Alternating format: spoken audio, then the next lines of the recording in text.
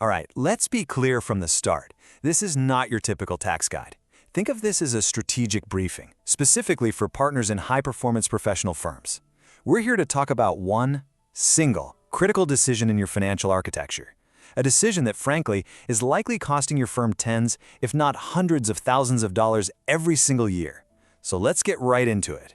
So, this number, $50,000 and up, that's a conservative estimate of what many successful partnerships are losing year after year. And this isn't a loss from a bad investment or market downturn. No, this is a structural flaw. It's a quiet erosion of your wealth that just goes completely unnoticed by most. We have a name for this. We call it the invisible leak. You see, the standard limited liability partnership structure, the LLP, it isn't a deliberate choice for most firms, is it? It's just the default.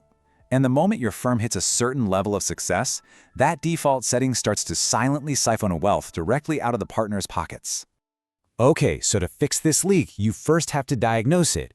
The actual mechanism behind this financial drain is something we call the self-employment tax trap, and it's built right into the DNA of that standard LLP structure. Here it is. This is the heart of the issue. As a partner in an LLP, the IRS doesn't see you as an employee. They classify you as a self-employed individual. And that status?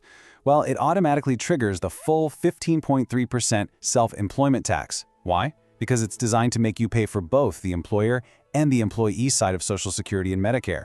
This side-by-side really makes it painfully clear, doesn't it? A regular W-2 employee, they pay 7.65% because their company pays the other half. Simple. But as an LLP partner, the IRS says, nope, you're both. You are the employer and the employee. So you get hit with the entire 15.3% on every single dollar of your profit share. And for high earners, this problem just gets worse. You see, the Social Security part of that tax eventually caps out. But the Medicare tax, that 2.9%, there's no income ceiling on that. None. Plus, you've got the extra 0.9% surtax on income over $250,000. So the conclusion is simple. Every extra dollar of profit your firm makes is being taxed as if it were just salary. And that's the leak. All right, now let's talk about the solution. The fix here isn't some shady loophole. It's a strategic intervention. It's called the S-Corp election, and it acts like a surgical tool to completely change how your income is treated by the IRS. Now, this is a critical point that so many professionals miss. You don't dissolve your partnership to become an S-Corp. No, you keep your LLC or your LLP. Your legal structure stays the same. You simply file a form with the IRS to elect to be taxed under Subchapter S. It's a change in your tax status, not your legal identity. So what does this election actually do? It fundamentally alters the financial DNA of your income. It bifurcates it, or splits it. What was once a single stream of profit now becomes two very distinct categories. And as you're about to see, they each have a profoundly different tax treatment. Here's exactly how it works. First, you pay yourself a reasonable salary as an employee of your own firm. That salary, yeah, it's subject to the standard payroll taxes. But, and this is the key, any profit left over is paid to you as an owner distribution. And that distribution is completely exempt from that 15.3% tax. This separation, this is the engine that drives the whole strategy. So let's actually quantify this impact. Let's put some numbers to it. We'll walk through a direct comparison using a pretty conservative benchmark so you can see exactly where these savings come from. Okay, let's imagine a partner whose share of the firm's profit is $300,000. In a standard LLP, that whole amount, the entire $300K, gets hit with self-employment tax. But with an S-Corp election, we strategically split it. We set a reasonable salary, say $120,000, and the remaining $180,000 is taken as a distribution. And the results on this chart, they're immediate and they are significant. The LLP partner is looking at a self-employment tax liability of roughly $28,000. Compare that to the S-Corp owner, who only pays payroll tax on their salary, for a total of about $18,000. That is an instant $10,000 annual savings for just one partner. And as your income scales, that gap just grows exponentially, easily blowing past that $50,000 threshold for the firm. So, the big question is, when is the right time to pull the trigger on this strategy? This isn't just about knowing the information, it's about having a protocol. There's a precise moment to act, a strategic inflection point we call the Gatilho de Transição, the transition trigger. Of course, this is the first question any sharp professional should be asking. If this is so effective, doesn't it just paint a giant target on your back for the IRS? The answer really comes down to compliance and having a defensible position. The entire defensibility of this strategy hinges on one core concept: reasonable compensation. The IRS requires that S-Corp officers pay themselves a reasonable salary for the work they do. See, this isn't a loophole, it's a mandate. So compliance is really just a matter of having solid, defensible documentation. And the great part is the IRS literally gives you the playbook. These are the exact factors they look at to decide if a salary is reasonable. It's all about your experience, your duties, and what the market is paying for similar services. This is a very well-defined process, not some arbitrary guesswork. And all of that brings us right back to the Gatilho de Transición, the transition trigger. The absolute optimal moment to make the S-Corp election is when the net profit per partner consistently crosses that $80,000 to $100,000 range. Why then? Because at this level, the tax savings start to significantly outweigh any of the administrative costs. So why wait? Why not just do it from day one? Because running an S-Corp does come with some real costs. You're going to need a payroll service. Your tax prep is going to get more complex. If you switch before your profits are high enough, these costs could actually eat up all your savings. That trigger point, it's a deliberate calculation. It's based on a very clear cost-benefit analysis. So we'll end with this question. Now that you've seen the mechanics, you've seen the math, you have to ask yourself, is your partnership's current tax structure a strategic asset that's designed to maximize your wealth?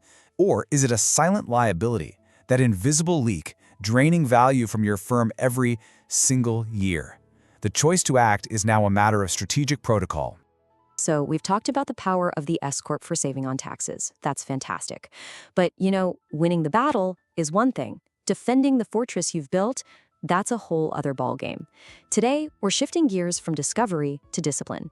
It's not just about building the structure anymore, it's about fortifying it. And that takes a vigilant, strategic defense. Let's get into it. Here's our mission briefing for today. First, we're going to identify the primary threat, the IRS's main weapon. Then we'll switch to offense, how to build your own private pension and use a secret weapon for high earners. We'll also get brutally honest about the cost of victory, lay out the absolute deal breakers, and wrap it all up by talking about what this all leads to: true financial sovereignty. All right, the first rule of defense is you've got to know your enemy. And the primary threat to your S-Corp fortress, it's the IRS. They have a favorite tool, a preferred weapon for attacking this very structure. It's called the reasonable salary doctrine.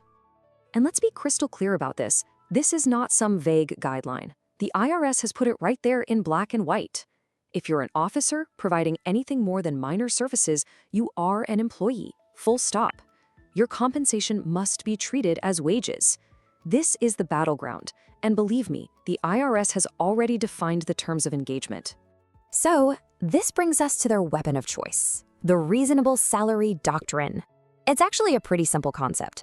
The IRS knows that the temptation is to minimize your salary to dodge those payroll taxes. This doctrine, it's their countermove. It says you absolutely must pay yourself a fair market value for the work you do before you take a single dollar in tax-advantaged distributions. And this quote shows you exactly the kind of behavior they're hunting for. This isn't about quibbling over a few $1,000s. They are looking for the blatant abuse, the kind of undocumented greed where, as the old saying goes, pigs get slaughtered. Trying to game the system this aggressively is basically sending a handwritten invitation for an audit. So how do you defend against this? Simple. With documentation. The IRS literally gives you the playbook right here. You need to conduct and document what's called a reasonability study. Now, don't think of this as a chore. Think of it as your insurance policy. You use data on all these factors to prove your salary is legitimate before they ever come knocking. It's your preemptive strike. Okay, now that our defenses are secure, let's switch to offense. See, the S-Corp isn't just about saving on taxes today. It is a powerful engine for building some serious wealth for tomorrow. It actually lets you create and fund your own private pension on a scale that is just incredible. The key to this whole offensive strategy is something we call retirement arbitrage. An LLP partner, they're usually stuck with a SEP IRA, which only allows employer contributions. But as an S-Corp owner, well, you're both the employer and the employee. That dual status, that's the unlock. It gives you access to the solo 401k, which lets you contribute from both sides of the table. And the numbers here are just staggering. In 2026, you could potentially shield up to $69,000 a year from taxes inside a solo 401k, and even more if you're over 50. It's basically like giving yourself a massive employer match that a partner in an LLP could only dream of. This is how you really supercharge your retirement savings. Okay, now for something that, honestly, only the most sophisticated advisors really get and implement correctly. It's a tiny nuance in the tax code that flips conventional wisdom on its head and can literally be worth tens of thousands of dollars. You know, we're all conditioned to think of the W-2 salary and an S-Corp as the thing you want to minimize, right? It's the part that gets hit with payroll taxes. But what if I told you that for high earners, that very same W-2 salary becomes the key, the hero that unlocks one of the most powerful deductions you can get? So the deduction we're talking about is the Qualified Business Income, or QBI deduction. It's a massive benefit. It basically lets you just not pay federal income tax on up to 20% of your business profits. Now, both LLPs and S-Corps can get it, but there's a big catch for high-income service professionals, like lawyers. And here it is. This is the secret weapon in action. For a high-income LLP partner, as their income goes up and up, that beautiful QBI deduction starts to phase out until, poof, it's gone. But for the S-Corp owner, that W-2 salary acts like a lifeline. It creates a wage-based floor that literally saves a huge chunk of the deduction from just vanishing. Your salary, the supposed liability, actually becomes the hero of the story. So yeah, these benefits are immense. We can all agree on that, but they're not free. Achieving this level of financial efficiency, well, it requires a different kind of payment. Let's be brutally honest for a minute about the cost of victory. The price for all these benefits isn't really paid in dollars. It's paid in discipline. If you want to save tens of thousands of dollars a year, you have to commit to playing by a more professional set of rules. Think of it as the non-negotiable price of admission to the big leagues. And these are the 3 pillars of that discipline. Number 1, you're on payroll now. That means formal processing, withholding taxes, filing quarterly forms, the whole shebang. Number 2, you've got a separate, more complex corporate tax return, the 1120S. And number 3, you have to act like a real corporation. That means keeping annual minutes and, this is the big one, maintaining a crystal clear separation of your finances. And I've got to put on my guardian of compliance hat for a second, because that third point is critical. If you start commingling funds, treating the business account like your personal ATM, you risk what's called piercing the corporate veil.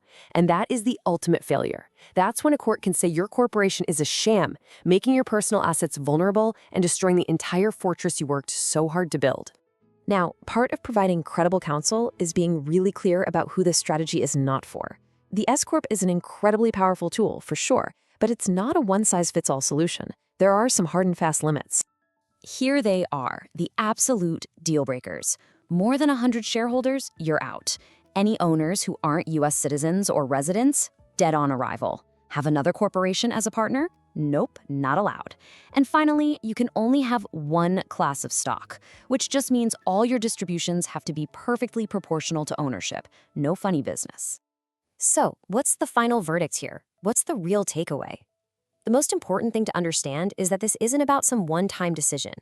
It's about adopting a whole new mindset for how you manage your financial life. Look, an LLP might be the perfect choice when you're just starting out, but as your income grows, it can become this dead weight of unnecessary taxes. The S-Corp is like a surgical tool designed for the higher-earning professional. This choice isn't permanent. It's an ongoing strategic assessment you have to keep making as your career and your finances evolve. So I'm going to leave you with this one question. Take a hard look at your current structure. Is it a fortress, built with precision and actively defended? Or is it maybe just a house of cards, waiting for the first gust of winds from an IRS notice? The difference, now and always, comes down to one word: discipline.